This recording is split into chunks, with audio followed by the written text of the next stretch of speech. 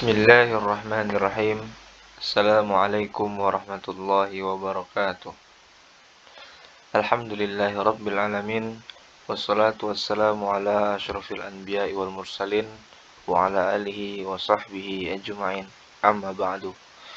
Alhamdulillah, segala puji bagi Allah Subhanahu wa taala dan salawat beriring salam kepada junjungan Nabi Agung Nabi Muhammad sallallahu alaihi wasallam. Allahumma salli ala Muhammad wa ala ali Muhammad kama sallaita ala Ibrahim wa ala ali Ibrahim fil alamin innaka Hamidum Majid.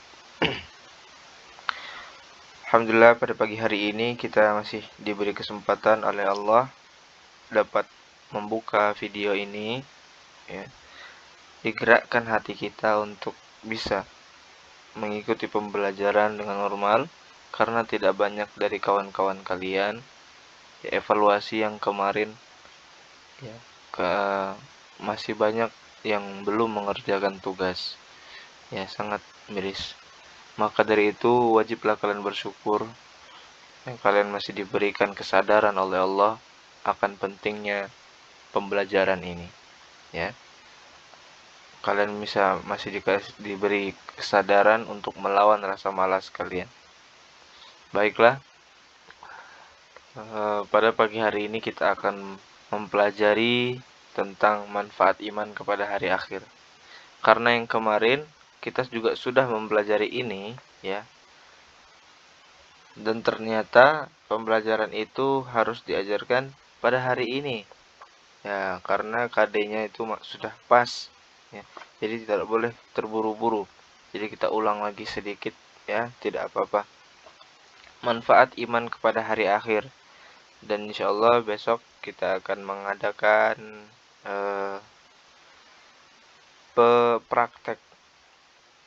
praktek apa? Praktek berperilaku yang menunjukkan sikap iman kepada hari akhir. Yaitu nanti pertemuan minggu depan. Kitab Akidah Akhlak dan Adab kelas 9 Ibrahim Ibnu Muhammad. Pengertian hari akhir. Apa itu hari akhir?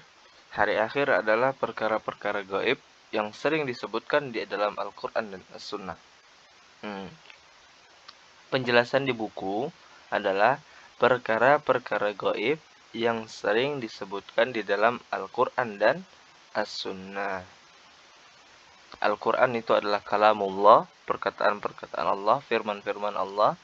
Dan As-Sunnah adalah apa-apa yang telah dikatakan, yang telah dikerjakan, yang telah ditetapkan oleh baginda Nabi Muhammad SAW dan para sahabatnya.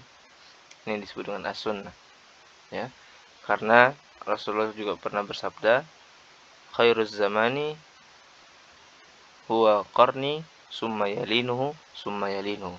Sebaik-baik zaman adalah zamanku, yakni pada zaman ketika Rasulullah masih hidup, summa yalinuhu, kemudian selanjutnya yaitu zaman para tabi'in, ya, pengikut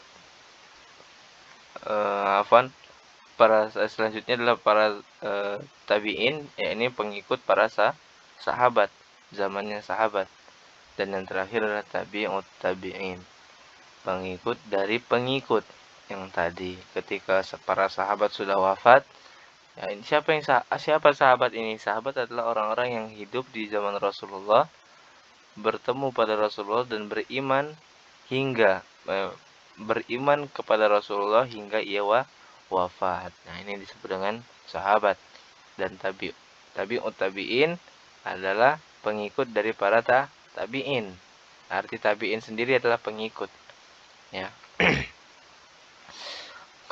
Kemudian firman Allah atau dalil mengenai pengertian ini, ya, perkara gaib. A'udzubillahi minasyaitonirrajim. Dzalikal kitabu la raiba fihi hudal lil muttaqin. alladzina yu'minuna bil ghaibi wa yuqimunas salata wa mimma razaqnahum yunfikun. Surah Al-Baqarah tsani ila tsalits. Surat ats-tsaniyah ila tsalitsah. Artinya, kitab Al-Qur'an ini tidak ada keraguan padanya, petunjuk bagi orang-orang bertakwa, yaitu mereka yang beriman kepada yang gaib. Nah, jadi kita diperintahkan oleh Allah untuk mempercayai perkara-perkara gaib, termasuk hari akhir, ya.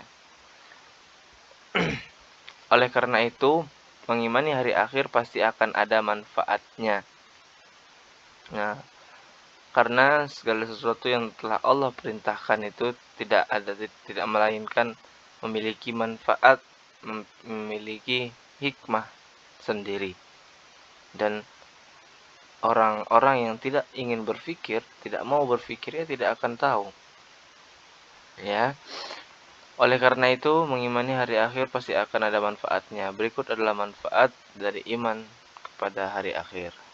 Manfaat yang pertama, iman kepada hari akhir. Memberi motivasi yang tinggi untuk senantiasa mentaati Allah. Karena ganjarannya adalah surga seluas langit dan bumi. A'udzu billahi minasyaitonir rajim. Wasari'u ila maghfiratin min rabbikum wa jannatin 'arduhas samawati wal ardu u'iddat lil muttaqin. Artinya, dan bersegeralah kamu mencari ampunan dari Rabb-mu, dari Tuhanmu, dan mendapatkan surga yang luasnya seluas langit dan bumi yang disediakan bagi orang-orang yang bertakwa. Uiddat lil muttaqin, orang-orang yang bertakwa. Maka ketika kita beriman kepada hari kiamat, seharusnya kita sudah bertakwa. Nah, arti bertakwa sendiri adalah mengerjakan apa yang diperintahkan oleh Allah. Nah, sebelum mengerjakan, ia pasti mempercayainya atau mengimaninya. Ya, bukti orang sudah mengimaninya, ya dia akan termotivasi dalam mentaati Allah. Nah, nih. Dan ganjarannya tadi surga bagi orang yang surga seluas langit dan bumi. Ini manfaat yang pertama. Manfaat yang kedua, menjauhkan hamba dari kekufuran, satu, kedua kemusyrikan, dan segala bentuk kemaksiatan. Karena ia ini kembali kepada hamba, kepada kita, karena kita tidak akan menyia-nyiakan perintah Allah. Sebagaimana sabda Rasulullah pada suatu hadis, ittaqun nara walau bisyiqqi tamratin. Yang artinya, jauhkanlah diri kalian dari api neraka, walaupun hanya dengan bersedekah dengan setengah kurma. Di sini arti sedekah adalah berbuat baik dengan setengah kurma. Jadi bervariasi bagaimana berbuat baiknya. Ya. Ini adalah manfaat yang kedua. Kemudian manfaat yang ketiga, mendapatkan kabar gembira, yaitu bahwa nikmat-nikmat di dunia yang ia tinggalkan diganti dengan nikmat yang lebih baik dan yang lebih indah. Apa itu? Surga yang khusus bagi orang beriman dan beramal soleh. Ya. Apa dalilnya? Dalilnya pada kisah Ammar bin Yasir, ya, dan sekeluarganya. Ketika itu mereka disiksa oleh kaum kafir Quraisy. Lalu Rasulullah menghampirinya dan berkata, "Wahai keluarga Ammar dan Yasir, terimalah kabar gembira ini.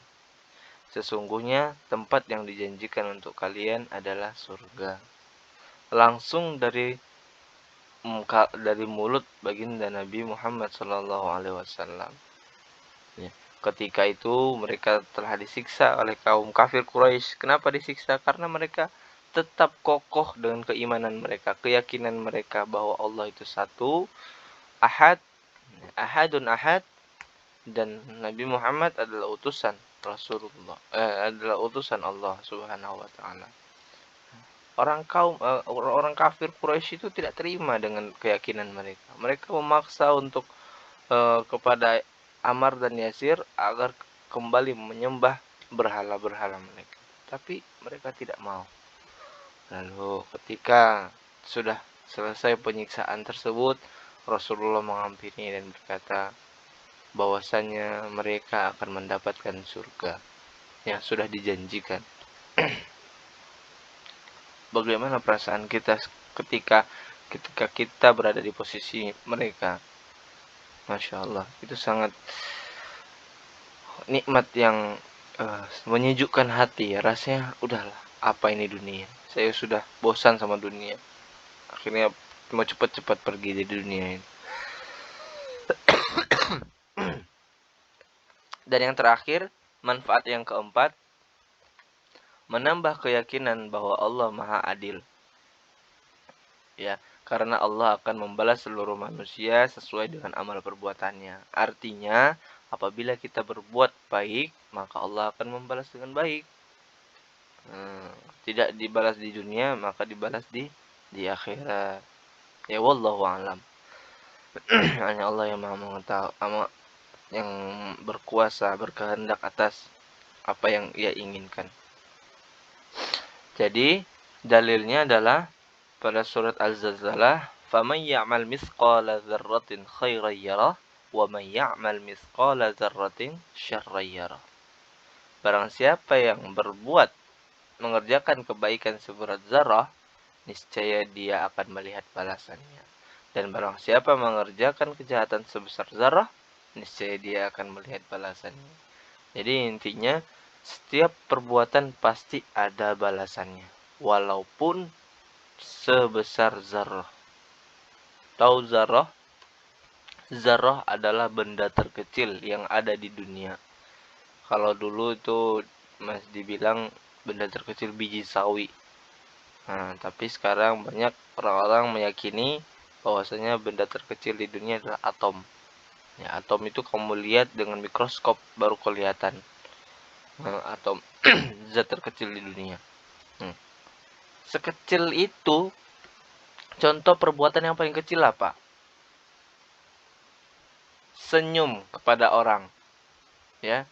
Tabassumuka ila wajhi akhika shadaqatun. Salah satu hadis dari baginda Rasulullah. Tabassumuka, senyummu, ila wajhi akhika, kepada wajah saudaramu, ya. Shadaqatun adalah sedekah, perbuatan baik. Tadi di awal sudah dikatakan perbuatan baik. Nah, ini yang namanya senyum kamu itu pasti ada balasannya nanti.